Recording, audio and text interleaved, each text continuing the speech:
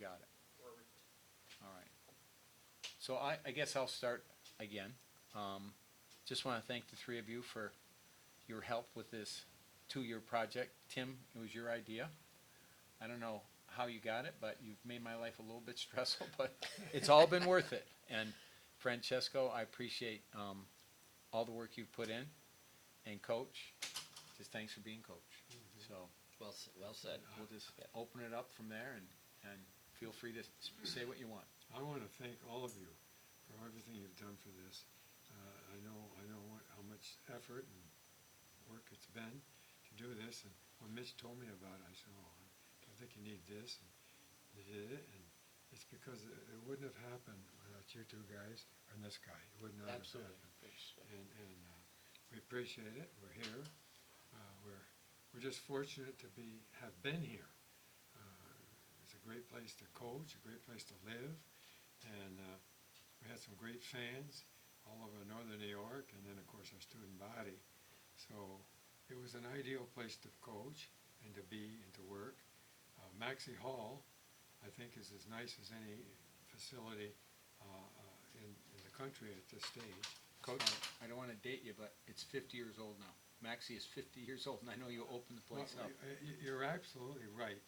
It's 50 years old, but because of the care it's had, because of the improvements it's had, it doesn't look it. It's still one of the best in the state, I'm sure. Yeah, I just had this idea watching the Last Dance with Michael Jordan and just saw the excellence there and remembered the excellence I experienced here growing up.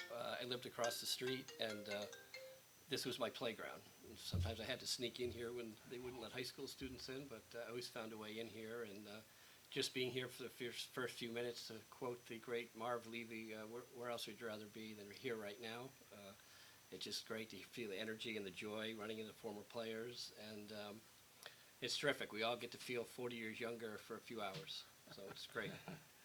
And it's funny that you say that, because obviously I'm the one that wasn't around during all of this, but to have the experience of meeting each of these individuals and doing these interviews, and to now see everybody in one place, it's really surreal to make this happen. And again, because of the relationships and how easy it was to just reach out to somebody and say, would you want to do this, and how willing they are because of the story and the people that are involved. It's amazing. And I think too, just the trust. I think it's sort of consistent with the North Country. People are very direct and not a lot of BS. And I think the trust, and ironic that Francisco's from Canton, and through Randy Saminsky, who I went to high school with, made this relationship, and just been a good dynamic, and hopefully I haven't too overbearing, but it's largely his work. I came up with the name, which you may not want to Google. It doesn't come out with our Bodacious Bears. It comes up with something else, but that's for another day. And I think having Bill and Ted as the intro, and other than that, it was your genius. So thank you. You just couldn't have worked out better. I remember contacting Coach, and I said, we won't do this unless it's absolutely professional. And from the intro, I was so blown away. The professionalism and that could be done. It could be a 30 for 30 on ESPN. I thought it was that well done. I haven't seen much of it, so I'm going to be as surprised as you are. But, Again, it's funny you say that, because I think on the outset I might have been naive on taking it on, and but again, just how easy it is to reach out to people and how willing they are to do it. That's been an amazing part of it all. Well, and having come from a family friend funeral this morning, I mean, life is now, and you don't want to live with regrets. And clearly, this will be something I'll always look back upon fondly as celebrating my youth in Potsdam. It was a great time and great memories. Well, I will say this real quick. I put out a lot of memorabilia out here this morning, and both Francesco and Coach, I'm amazed at what one person can get done. Francesco with this whole documentary, and Coach going through the media guides, the schedules, the coaching clinic, the basketball camp, being our athletic director, and also how meticulous your practice plans were. It wasn't an easy task, but I know you performed it with great enthusiasm every day. Thank you. People I want to thank were all the people that helped us here, worked here. I don't think I ever had anybody at Potsdam since I came here in 1968 to say, if I said, can we try to do this? They were always on board. They wanted to do the best they could do, and it couldn't have happened the way it has without them wanting to do something to help the college and help the students here and everything else. So I had tremendous cooperation from everybody on campus, and without that, it couldn't have been what it is now. One of the questions I wanted to ask you, what were you, Cohen, and K-Mac thinking to take an area like this, which is clearly a hockey country, and really become a national power? I mean, being from Chateauguay and Messina, a lot of hockey going on, particularly in Messina. But it's astonishing that you had the vision and the ability to carry it out, because most people would say you were crazy until you actually did it. It was, Well, I like Messina. I went to school in Messina, and then after that, my first 10 years were coaching and teaching were at Messina. So I coached basketball and baseball and had fun there. Messina is a very good sports town. And then when I had the opportunity to come here, I did, and I'm very happy. I'm glad that I did, because I've met some people here that are some of the nicest people in the world. The most cooperative, most helpful, and just wanted to be with. So it started with Dr. Sam Molnar, our athletic director at the time, who was a marvelous man, and helped in any way he could, because he wanted us to win championships for the college and so forth like that. Our presidents were the same way, and wanted to cooperate. It wasn't as if they were trying to dominate the scene with sports, but they knew how important athletics were to the whole student body, the alumni, the North Country people. We had people coming to the games from many distances here in northern New York to see it. And Canada. And Canada. And Canada. Right. So we were fortunate to be at this situation. And you can see Maxey Hall, how wonderful it is even today, 50 years later or something like that. So I'm just a lucky person, that's all. Coach, one question I had for you, as it relates to your leadership over the years, and obviously starting in Messina, how did you see your leadership evolve, and who did you learn that from in terms of getting that first taste of coaching, and over the years, was that just natural to you to be such a great leader? Well, I started by 1958 when I graduated from Ithaca College. There was an opening at Messina High School as a coach, and I was fortunate enough to get the job. And so we built programs there. We started youth programs the very first year, and we built programs there. So we won the Northern League Championship quite frequently. I think 90% of the time there in the 10 years. And so we were even though the competition was good, we had some great competition from other schools, and I was just happy to be there.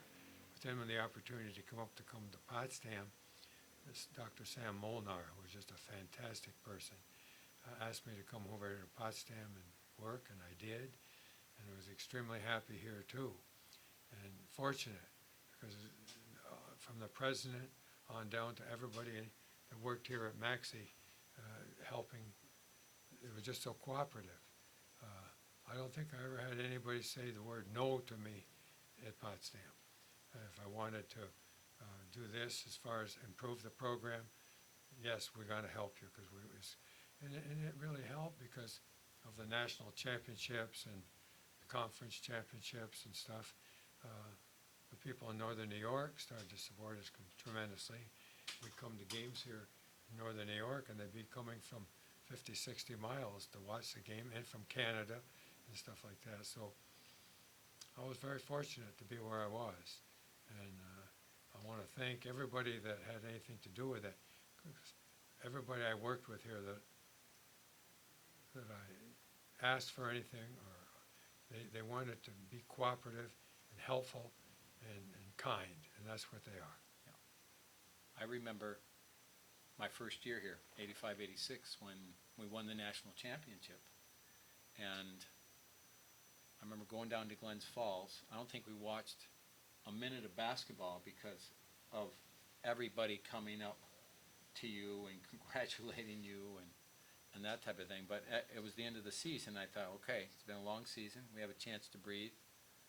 Wasn't even close because that's when the banquet circuit started. And when I say banquet circuit, there were so many people that asked you to come and speak at Waddington, Ogdensburg, and that's when I got my chauffeur's license. But I remember asking you one day, I said, "Did you ever say no to anybody?" And you thought for a second, and your answer was, "Not if I can help it." So I can see why. Well, it wasn't hard. Yeah. The people here were so cooperative and friendly and everything, hardworking. Let's face it, we from Northern New York, we're a different breed. We care for each other. We care for people. And not that others don't, but Northern New York, I think, is a special place to live because of the care that people give each other and the love and the ability to cooperate. Is very, very wonderful here in Northern New York. And you're still the last coach to have an undefeated basketball team. You know that. No. Who else? Oh, here you mean? No, in the country. I was watching a few years ago when Gonzaga was undefeated in the final game. I think Jim Nance said, "Oh, the last team that had an undefeated team was Indiana." Yeah. Not so fast. 1986. You had that honor. It just Division III doesn't. I don't think it pays the bills at CBS, but Well, that's a similar accomplishment. I mean, not the revenue from the NCAA March Madness, but it's quite a legacy. Well, we were fortunate.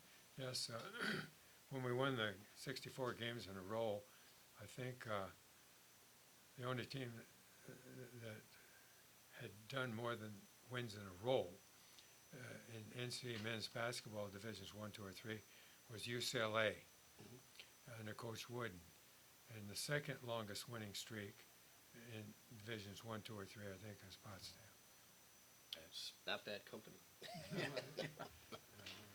One question I had for Coach Mitchell, when this idea first came up with Tim Dempsey and myself kind of coming to you and telling you that we're both on board to make this happen, obviously you were around the program and you knew the people that were calling Coach Welsh on a regular basis, but did you know, I guess, how far those reaches would go during our process here? Well, I mean, I had connections to the players just because I've Yeah. been here a long time, and I got here in '85, fall of '85, and